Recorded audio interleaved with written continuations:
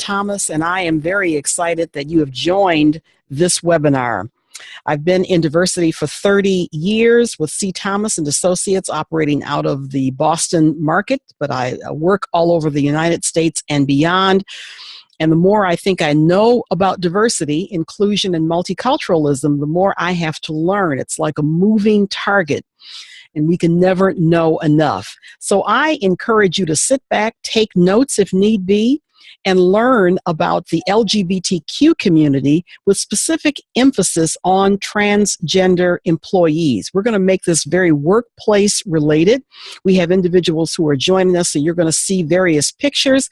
But our very special guest is someone I met last month, and I'm glad she participated with one of our other webinars that I hosted, because that webinar brought up many questions that she can answer and others can answer who are experts in the LGBTQ community. She has 2 decades worth of experience in youth development, and she's currently the director of advocacy and capacity building at the Hetrick-Martin Institute. And it is the largest and the oldest LGBTQ youth serving agency, and has sites in New York City and New Jersey. She's appeared on CNN, on Espanol, NBC Latino, and she also has been offering her expertise on best practices in working with LGBTQ youth who ultimately become your employees. She has had articles on her work with LGBTQ youth and her life as a Latina lesbian mom, published on the Huffington Post and the Feminist Wire. We're going to let her tell more. She is an award-winning professional, has lots of information. I'm probably going to take notes because I need to learn about this subject, even though I've been doing this work for many, many years. Lillian Rivera, welcome to the program, and thank you so much for being my special guest today. Thank you, Carol. It's my pleasure. I'm thrilled to be here with all of you. Great. What we're going to do, this is rather conversational. I'm going to ask general questions about the Hetrick-Martin Institute, want to find out more about that, and then we'll drill down and learn more about the specific work that Lillian is doing, and just general ABCDE questions about transgender employees and the language that should be used. So, Lillian, tell us more about the Hetrick-Martin Institute. Absolutely. So we're the nation's oldest and largest LGBTQ youth serving agency. We work with about 2,000 young people every year. The majority of our young people are young people of color living in poverty. We do lots of work around education, around employment. Our mission is really to give young people the skills and the support they need to transition into their adulthood in a healthy fashion. Most people know us because we founded the Harvey Milk High School here in New York City, which is now run by the Department of Education, and we founded that in 1985. And, our organization was founded because our founders, one a psychologist and the other a psychiatrist, heard about a young person who was assaulted in a shelter. And the response of the adults in the shelter was, well, had he not been so gay, this wouldn't have happened to him. And that's the response that a lot of our young people encounter in our lives. And as adults in the community, our founders said, who had access to privilege and capital, said, we need to do something about this.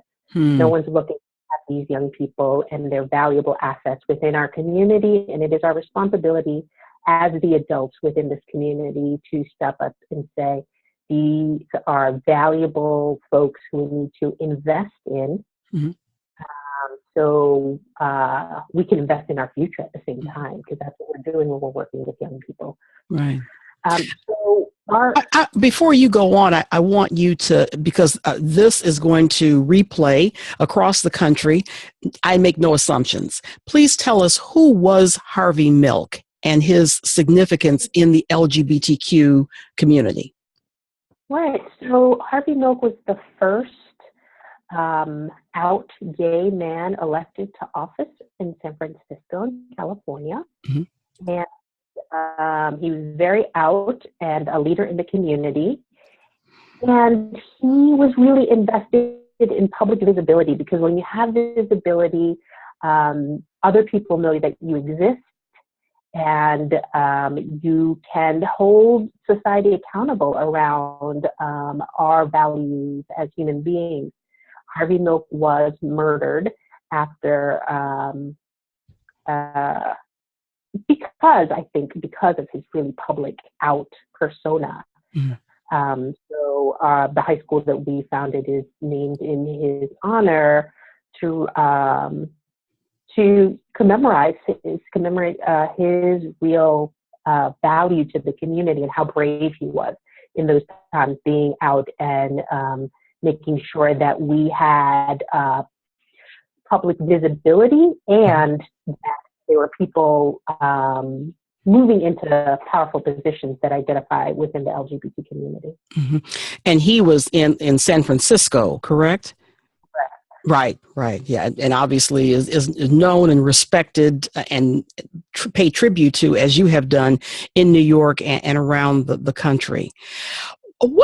Give me a sense of some of the conversations, the issues that you see, particularly with this. It's such an interesting layered approach to your community, to the LGBTQ community, because you're servicing kids of color who have economic issues on top of sexual orientation dynamics that they're working through. So, I mean, I've heard this. I've talked to Black lesbians, and particularly Black lesbians, and also Black gay men, but Black lesbians who sometimes feel disconnected from, should I say, mainstream LGBTQ communities because of their color, and because they're dealing with their femininity issues, their gender issues, and race issues, which can sometimes be disconnected from white America. Can you speak on that, Lillian? Yeah, that's a great question. I think for us, it's really important that we acknowledge all of those intersections that our young people live at. And, the brilliant Kimberly Crenshaw came up with coined the term intersectionality. And it had to be a Black woman who was able to say that, right? Yeah. Because of the many lived experiences and the many identities that we hold within who we are. Mm-hmm. We can't necessarily, for the young people, they're battling racism. They're up against racism every day in sort of maybe in resource poor schools, mm-hmm. right? Or in households that don't have a lot of access to economic opportunities. Where at the same time they are battling homophobia in their communities of color, right? Those things are really simultaneously happening. Mm-hmm. And I think for us, it's important, one, that we have the everyday conversation with the young people who are primarily African American and Latino, dealing with issues of marginalization in all sorts of ways around their race, around their class, mm-hmm. and that we're able to hold the difficulty that addressing sexual orientation and gender identity within communities of color present as well. Mm-hmm. I think it's important that we understand that we can't paint any of these communities in one particular way. Right. That there are many, many ways to be Black in America. There are many, many ways to be gay in America. Mm-hmm. And those complexities are what we want young people to really grapple with. Mm-hmm. I think for communities of color within the LGBT community, because the leadership within the LGBT community doesn't always represent us, I think that's the difficulty. In some of us feel safer in a Latino community or in a Black community. Mm-hmm. right? We may not feel safer in the LGBT community because we're not represented in the leadership. Right. And the agenda is not necessarily about, I can't separate immigration from my identity, right? Okay. I can't say that that's not important. That's very, very important to me and my family, but it may not be a priority in the LGBT community. That's a great point. Yeah. Yeah, what we wrestle with, I think for me, sort of as a professional lesbian, right? I was Latina first. Okay. I was Puerto Rican working class first, right? And that's sort of how I prioritize my agenda items. And I think for everybody that's very different. Our identities around race, around class, around sexual orientation, around gender identity are very different. And we need to, for us in our work, we hold that for the kids. That when you walk into the room, right, the first thing they're going to see about you is not necessarily your sexual orientation or your gender identity. What they will see is your race, quite possibly, right? They're going to put you in whatever box they see from the visual. And it may be gender. It may be. So I think those are some of the contradictions that within the community we struggle with. I think the Black community, the Black gay community is much bigger and stronger and more organized in different parts of the country. And I think the Latino community, the gay Latino community is pretty big and pretty connected. But we're not in leadership within the larger LGBT community. And once that happens, maybe the conversation will be a little different. Lots of questions I want to ask you. Great perspective that you shared with us, and these different worlds that we all live in, and in the LGBTQ community, also living in worlds that you feel more comfortable in, versus interesting, the larger LGBTQ world where you're not necessarily in leadership roles. I just attended a D&I forum today, this morning, and one of the points that was made was the importance, in this case, of getting women in the CEO spots before things will really change. And I'm hearing that same sentiment from your perspective. As a Latina lesbian professional, what is the impact of religion and your religion or religion in your community?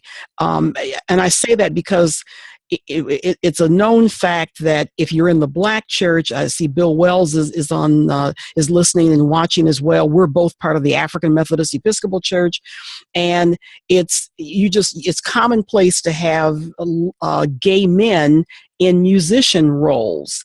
And in the pulpit as well. Quietly, nobody discusses it, but they're there. And there's tension and dynamics that have taken place for decades in terms of women.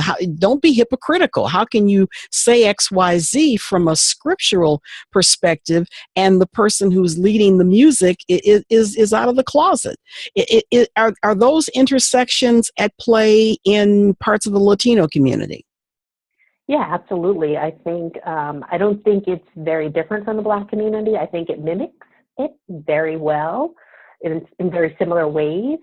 I think the diversity in terms of the religious communities, many religious communities Latinos belong to, are very diverse. And for me, as someone who was raised Catholic and recovered from Catholicism in certain ways and has returned to Catholicism in other ways under our new Pope, who is much more open and is evolving with time.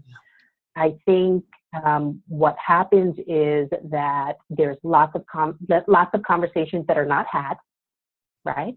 Like you said, no one has the really honest conversations. I think the problem with that and how it translates to sort of negative outcomes for communities is that you don't have the opportunity to be your authentic self.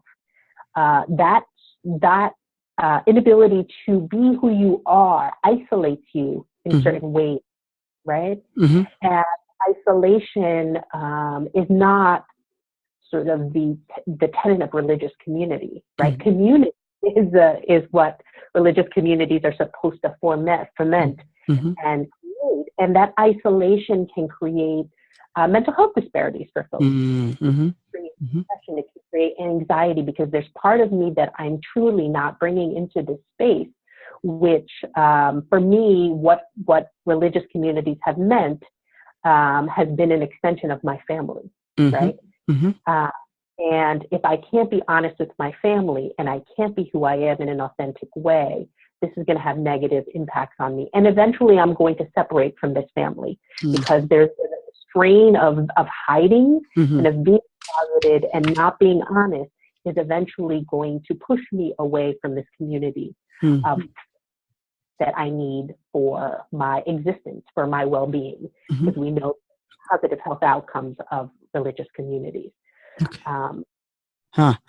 We'll get back to that going forward. Those of you who are watching or listening, feel free to use the chat room. If you have questions right now, we're going to unmute you in a few minutes so that you can I know you're going to have questions. I know you will. We'll unmute you in just a few minutes, but want to get some more chunks in place and keep this going. Let's shift now, Lillian, and talk specifically about the transgender. I coined this the transgender employee because we wanted to make this workplace specific. Can you give us some general information? And this is where my knowledge level is having to retool itself. I'm having to learn more about the transgender community because their language is even changing. So can you give us some specific examples about transgender individuals, employees, and how that relates to language? Lillian Rivera. Absolutely. So I want to start by saying that the term transgender is an umbrella term. Mm-hmm. And that umbrella term is inclusive of lots of folks. And it primarily connotes anyone who transgresses the gender identity or gender expression associated with your sex assigned at birth, right? So a baby's born and the first thing the physician says is, it's a boy or it's a girl. And those phrases have a connotation to us, and we have an understanding of what that person will grow up to be. That doesn't always happen for everyone. And for those folks that it doesn't happen for, we know to be transgender. Now, in terms of employees, the transgender community is very vast and wide. I'd encourage folks, there's a really wonderful image made by transgender students, and it's called the Gender Unicorn. And it has a really wonderful visual which explains gender. It explains how gender identity is expressed. And when I say gender identity, I'm talking about how I communicate my sense of gender to the world by the way I dress, maybe the pronouns I use, the name I use. Those are all indicators as to what my gender identity is. So my gender identity may influence those things. And in terms of language and the transgender person in the workplace, I think some of the places that we should think about in creating work environments that are inclusive for transgender employees are, how do we support folks who transition on the job, right? What does that look like for them? What sort of medical care do we provide? What sort of medical coverage does our organization invest in that includes transgender health? Some transgender people will need specific transgender health care to support their transition, and some will not.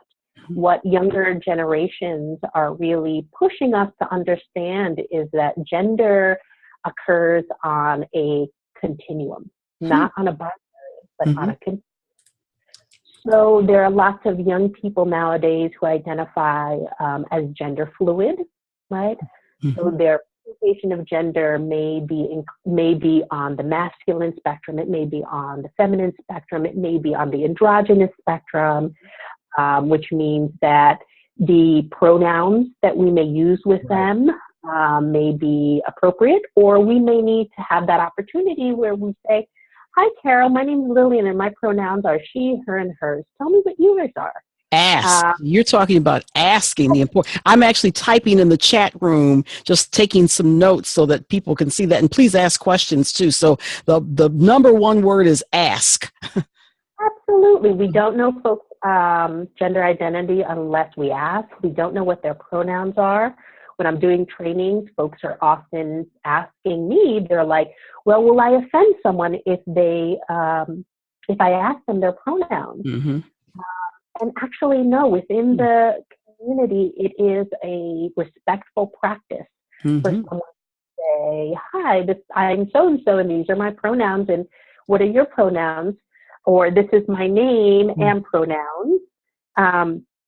That is a respectful way. I think what will happen is if I make the assumption and use the incorrect pronouns, then I'm guaranteed to offend someone. If I ask, that's a different thing. The other thing is really pushing us, which is the brilliant young people I work with have helped me do this as a professional, to de-gender my language. So when I de-gender your language. De-gender my language. And we can do this a lot easier in English than we can in Spanish. We've tried in Spanish, it's a little harder. But in English, when I'm using pronouns, instead of saying him or her, I will say they or them. And Merriam Dictionary has included they and them as a singular pronoun, which goes all of those grammar rules that we learned early on. But it's an easy way. So when I'm saying, when I'm calling the group of young people together to pay attention for something, instead of saying, "Hey guys, can I have your attention?" I'll say folks, I'll say students, I'll say young people, "Can I have your attention?" So I'm not omitting anyone. And it is a muscle that you have to practice. But I'm never going to get anyone's pronouns or gender incorrect when I say they or them. That's a good point. I'm even thinking the work that I do, I'll moderate a panel, co-moderate a panel on Saturday, have other work that I'm doing, and just even from a D&I perspective as a speaker, changing the language to reflect the population from this perspective. Food for thought, lots of food for thought. Yes. Are you finding, is there any statistical information about those who are now identifying as a female, who were at birth male but have had surgery and have now transitioned to becoming a female? Are they more vulnerable in terms of violence or abuse than others in the transgender community and the LGBTQ community? Yeah, what we know is that transgender folks are at higher rates for suicide. They are most likely to make the least amount of money, about $10,000 a year on average from everyone else in the community. So Black trans women are more likely to be murdered than anyone else in the community, and transgender women of color have a life expectancy of about 35 years. So that's outrageous. Wow. That's incredibly outrageous that we are losing these really valuable people within our community, talent that we're losing because of, we tend to, as human beings, have the need to put people in categories, right? If we can't categorize folks, or if these categories are mutable, they're not fixed, then that threatens our identity. and the majority of the trans women are killed by cis men, right? So what is that sort of, what's happening within the cis male community that they're threatened by trans women? And that's a real problem. And I think about all the trans women, specifically the Black trans women that I have worked with, and the contributions they had made within society are phenomenal. Are phenomenal, but we're extinguishing those lights in our world. So I think for us within the LGBT community, there's that's an emergency. It's an emergency when people are being murdered. Yes. And we know within our country, we are struggling around issues of race. And this really is actually not about that. It is around gender, issues of gender. And it's complicated. What are your, and I'm going to open the phone lines up in a minute. Last question before I do that. We had the big controversy down in North Carolina about the transgender bathroom. I've been in training 30 years, 20 years ago, in a very remote part of Ohio. There was a manufacturing company I used to work with, and I would fly out there and work with them and train their individuals. They were in Dresden, Ohio, and the company was Longaberger. They made baskets and they sold these baskets on the party plan. And my assumptions coming from the East Coast going there was basically saying, oh, they don't have any of the issues that we may face on the East Coast or the West Coast. I was totally wrong. They were dealing with transgender issues 20 years ago. And they had an employee who was going through a sex change. It was not a major issue, but it was an issue that HR was handling and their legal department was handling. And it dealt with the bathroom, the restroom. And they had to create a process or a policy where this individual could use the restroom in a way that was, sort of normalizing him. And that was 20 years ago. So these are issues that are being faced all over the country. And I'm going to go even farther than that, because farther distance-wise, in India, I go back and forth to India quite a lot, and there's a very, very small village outside of Chennai, which is in southeast India, that I have interactions with. And my first visit there was a trans woman. And she had lived in the community for many, many years. She recently passed away, unfortunately. And was loved in that community by my hosts and others. So that was a real eye-opener for me, that these are issues that are just not here on the East Coast. They're literally nationwide and internationally focused on. Yeah. So I'm going to open up questions. I'm going to unmute people now and let you go at it and ask away. Hi, Carole. Hi, Mike. How you all doing? Introduce yourself, Mike. I'm Mike Halpern, Director of Training Development at May Institute in Randolph, Mass. And I want to pick up on this language question. I happen to have a daughter who is a lesbian, who has a lot of trans friends, and through her, I've gotten to know them, and it's been an opportunity for me to rethink some of my own beliefs and assumptions. So it's been a very positive experience for me. The thing that I have struggled with, it's getting easier, but I still struggle with, is the language. Now, I heard you say, Lillian, around the asking, but as somebody who is almost 65, in how I've been brought up, that was never part of my, it's never been part of my own practice. And there's, for me, an awkwardness in asking with somebody who, if I might infer that they were straight, who would view the asking as is sort of, where's this coming from? So I am doing the best I can, but I struggle with the language. So I'm just wondering if you might want to just unpeel the onion a little bit more for me. I would find that helpful. Great question. Yeah, that is a great question. And it really is a muscle that we have to build. It is something that we have to do on a regular basis.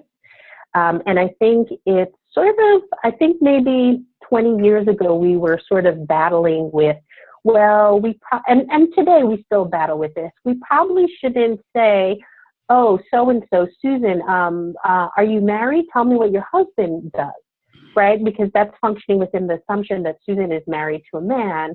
And I think this is sort of in the same vein that we take a lot of cues from our visuals, and that's sort of what we lead with. And sometimes those visuals may not lead us down the path that's correct or supportive or affirming of that person. And I think that's at the crux of it, that we want to affirm people, and we want people to give us the opportunity to be respectful, but we can only be respectful if we know how to be respectful. Right. If I started the webinar today and we had the conversation and I never told you that my pronouns are they and them, you could easily offend me, but you also wouldn't know. Mm-hmm. So it would be unfair of me to be offended if I didn't tell you. But for folks who feel vulnerable around these issues, they don't always have the wherewithal to be very forward about those things, because they've been targeted and marginalized around those things, and they have been othered. And then when we're talking about the workplace, this is a place where people may not have or feel or perceive that they don't have the power to share that information. But if I'm a supervisor and I open up that door for someone and say, you please tell me how I can refer to you in a respectful way, that sort of changes the power dynamics and allows people to be a little more open and a little more authentic. And that's sort of what we're trying to create, authentic spaces where people can bring their authentic selves, where they feel supported in who they are as opposed to who I am assuming they are, in order for them to thrive within the workplace. Can I take it one step further, if I Sure. might? Mm-hmm. You know, it's what I experience sometimes is a bind, and you're damned if you do and you're damned if you don't. And what we've learned as human beings is to live on the side of the bind on any issue that tends to be easier. For most of us, that's around not speaking up. So what you just said, Lillian, was very helpful, but the thing that you did at the start of this webinar was you yourself led by saying, these are my pronouns. So it wasn't an asking, it was a telling, which in some ways made it, for me, easier to engage in that conversation. Because Right. even the asking comes with it at some risk, which is, do we make inferences around which people we can ask and why, and which ones that we can't ask and why? And are we aware of our thought process? And are we open to reflecting on what is it about our thought process that's stopping us from asking the question? So, I'm trying to extricate myself from that bind, which I don't just experience here. I think it's one that what I have found most people experience every day, whether it's in power relationships at work, which has nothing to do with what we're talking about here directly. It just has to do with power and supervision and things along that line, whether it's around race or religion or any other diversity characteristic, which is, when do we learn it's okay to ask, and when do we learn that there's a risk in asking? Yeah. And it's really a cultural shift. And in education settings, they're doing this now. In colleges and universities, they're doing this now at the beginning of every class. And it is a shift that's really not easy to engage in. But I will tell you, being the mom of an 8-year-old who can tell you her pronouns because that's something that we've done in our household, it's very normal for her. Yeah. It's very normal for her and her friends. And they will correct the adults in the room if the adults in the room get those wrong or miss a pronoun. Mm-hmm. And I think younger folks are understanding how important this is. For us, it's an institutional practice, right? Because gender is very expansive within our space. Mm-hmm. And so I understand how that sort of nuance is really particular to the work that we do. But what we offer the world is that we can do this in every space, and we can do this to honor everyone and the diversity that we have in gender that we may not even talk about often. I want to go back and ask you, Mike, those were great questions, and I'm now reframing so that I don't make the mistake and refer to Lillian as she. So I'll refer to you as they. They? No, actually, my pronouns are she and her. Okay. And I actually use they and them only when I'm training. Okay. And I do have to give participants the opportunity to go to that place to figure out how would I refer to Lillian if they use they and them, because they may not meet someone, but in a training, that's a safe space to figure that out and to learn and to practice that muscle. I'm glad I re-asked. Glad about that. You talked about the gender unicorn. Can you talk more about that? Is that a literature? Is it artwork?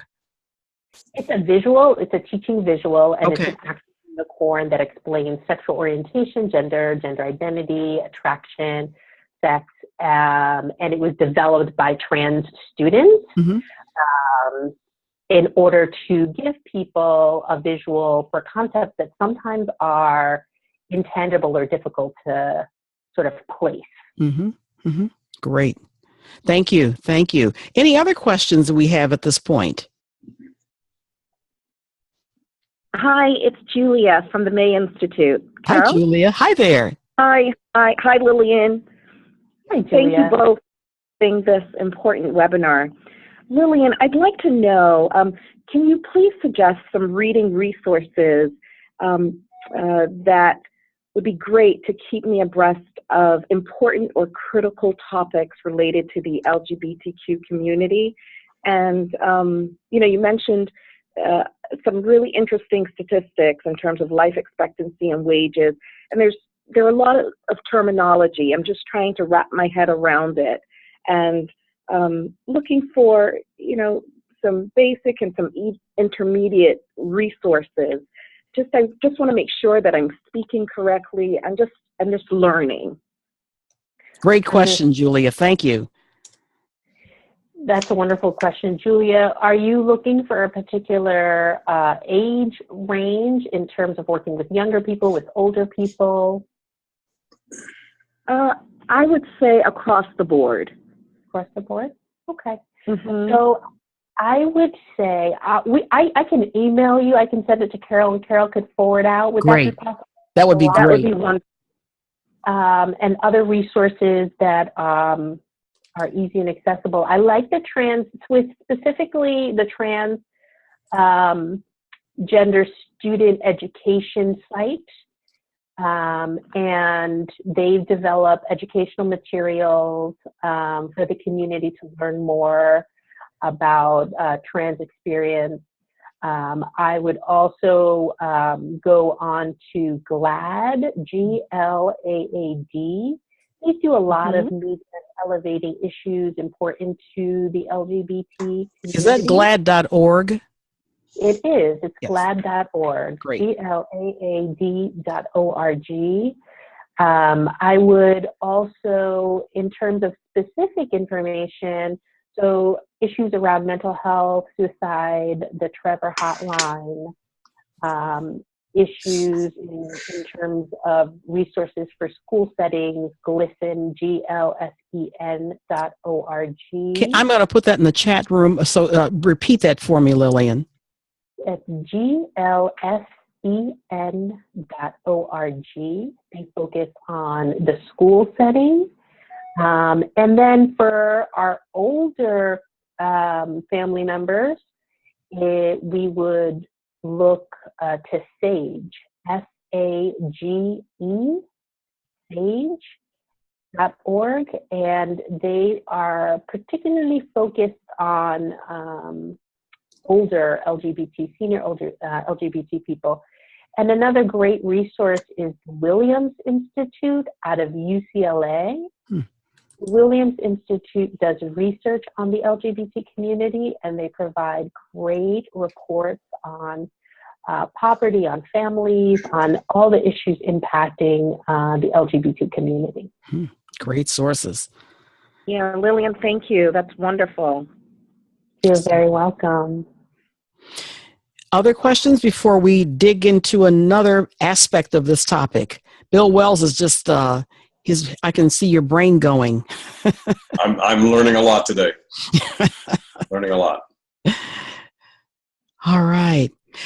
Let's go back to the workplace. And again, one of the reasons why I wanted to talk with you, Lillian, was because there is, I think, could be a disconnect if organizations are not keeping up with the issues. I think we learn so much online now. We learn an awful lot in the news.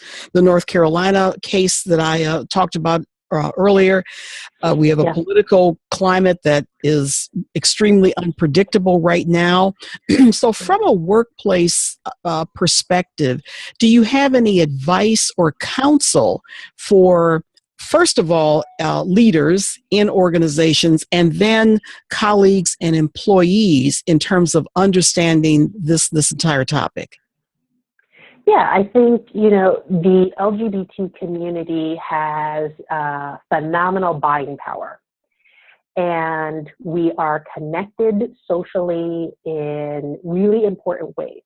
For the most part, out of necessity, but that necessity could be leveraged to impact our buying power. And I think business leaders need to have their ear to the ground when it comes to things that either support our community or don't support our community. Because we can leverage that buying power to impact companies in really significant ways, right? And I think North Carolina is still feeling the sting from that. Right. And we have to be really smart. I mean, in the United States alone, it's about $830 billion. And LGBT households purchase. I think Lillian froze for a minute. That's important. You're back. Yeah. Okay. Okay. Am I back? You're back. Yes. Give us that stat again, about 800 and how much, because I'm going to put that in the chat room. The buying power. About 830 billion. And we purchase about 7% more than the non-LGBT community. And we're only estimated to be about 4% of the overall population. Right. That is some power and strength. That's the business argument, right? It's a simple argument. And I think knowing how to leverage that, knowing how to speak to the diversity of subcultures within the larger LGBT community can have either a positive or a negative effect on our organizations today. And I think as we live, I think one of the positive outcomes of a volatile administration in our country is that people are paying more attention. If people are paying more attention to these issues, we're going to make smarter choices, right? So how do we do that? How do we communicate? How do we leverage those things? I think is the business case that a lot of CEOs need to be paying really close attention to. And because of the volatile situation in Washington, what's happening is that what we were hoping were going to be the movements at a federal level have now come down to a state level, right? And creating restrictions within a state level for the LGBT community means either people are going to leave that community. So I think about Texas. Texas right now is under fire because of the decisions they're making around the LGBT community. The community has organized. We're going to make concerted effort. We're going to be really vocal. We're going to hold back our buying power because that's what we have. Give our listeners again. I don't want to assume anything. Tell us specifically what's going on in Texas. Well, they're putting anti-LGBT legislation on the books in the state. Okay. Tennessee is doing some similar things around parenting in particular. So if I'm focusing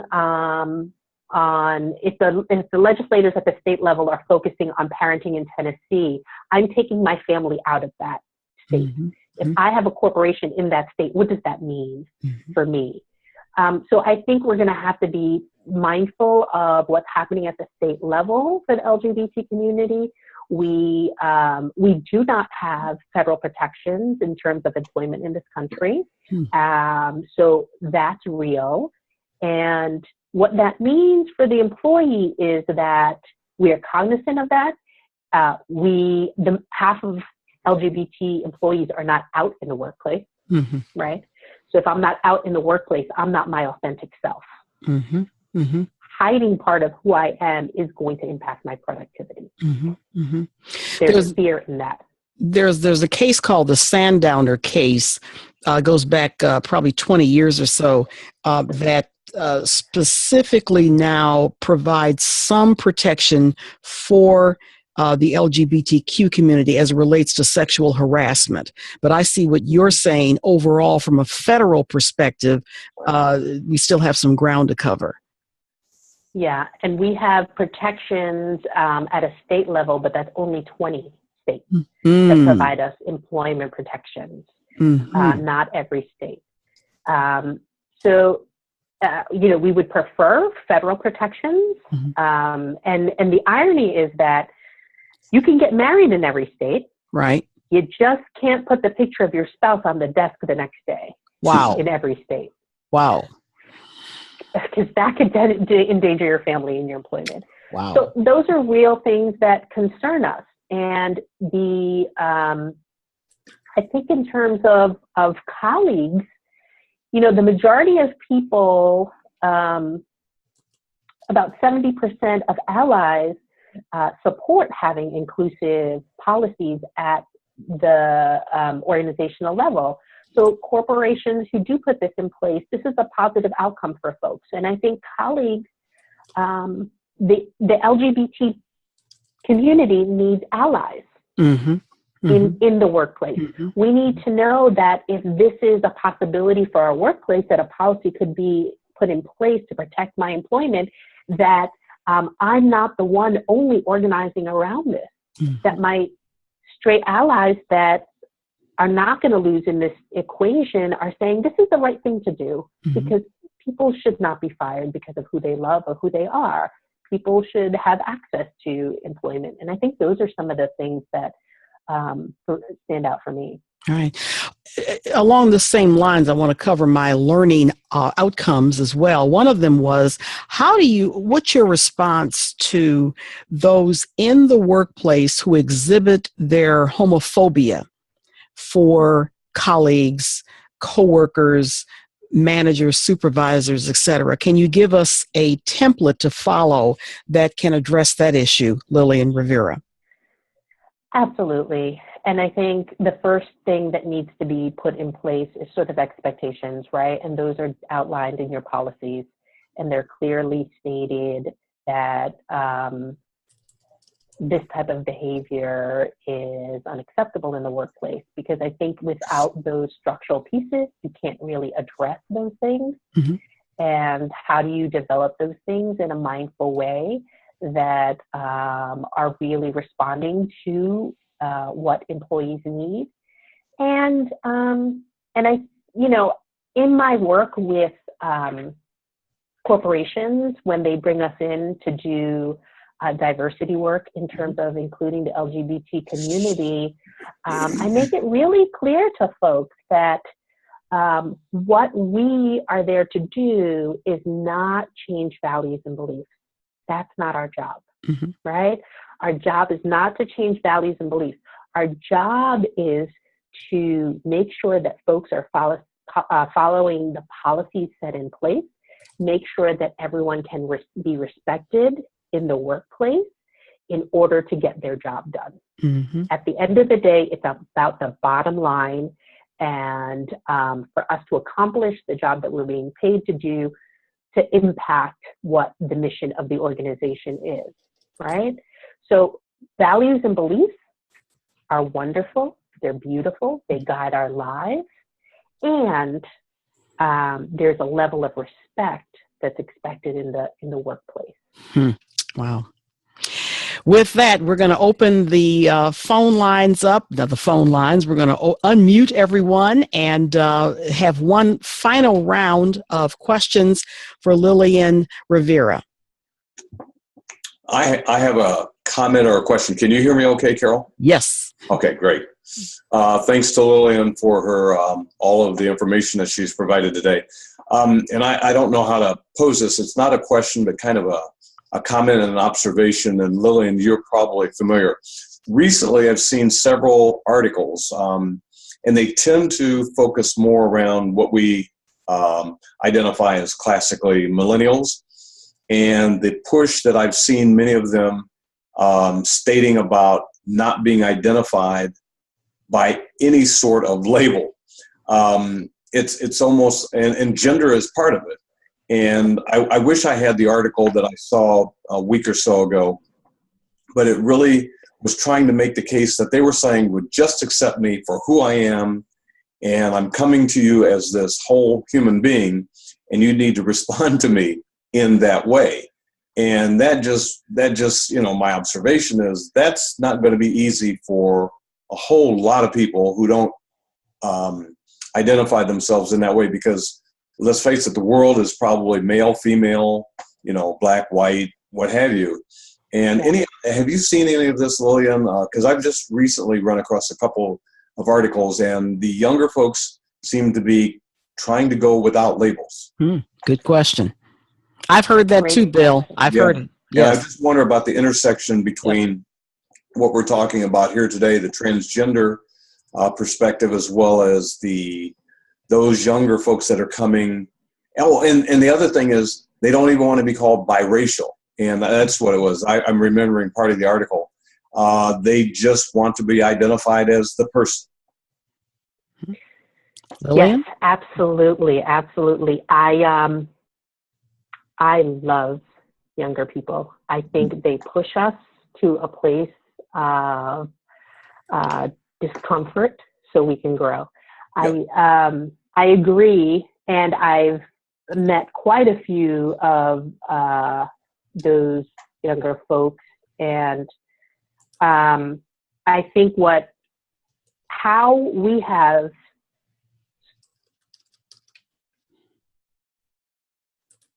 is allowing folks to tell us if an identity is important to them or not, right? Even within the LGBT community. So I have a colleague who I'm a Gen Xer, and he's a millennial. And when we're doing trainings, he identifies as queer. And for me, that, raised in the 70s, that was a derogatory term. It's not a term that I embrace.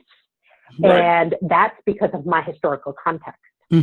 And he explains how important that is to him and what that means to him, because it means something different to lots of people, that one word. And how we sort of hold it in the space for doing trainings is that I honor and respect his queer identity as a Black man, and he honors and respects my identity as a Latina lesbian and someone who does not want to be called queer. So I think allowing that space for all of that to live, and for them to continue to teach us, because I think they're going to help us be better around these issues the more they push us. Got it. That's a very thoughtful question and a very thoughtful response. Again, I struggle with the word queer because I'm thinking about how it's been just horribly misused, jokes galore through the years, and now it's being taken back.